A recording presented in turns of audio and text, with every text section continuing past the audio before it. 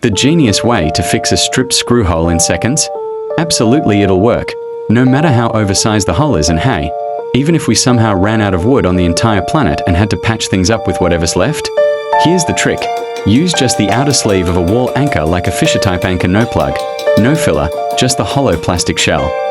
Insert it into the strip hole, then tap it in firmly with a hammer until it's seated. Even though it's just the casing, that little sleeve expands when you drive the screw in, gripping the sides of the hole like a champ.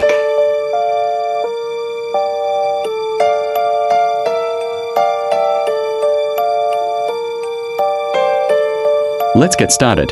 First, make sure the wall anchor or Fischer-style anchor you're using is the right size for the hole you're repairing.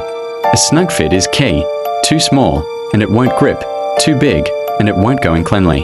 When in doubt, match the anchor's outer diameter to the hole or go just slightly larger for a tighter mechanical bite. Then gently tap it in with a hammer light.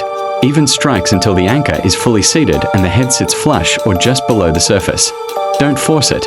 Let the hammer do the work. You'll feel it seat firmly when it's all the way in.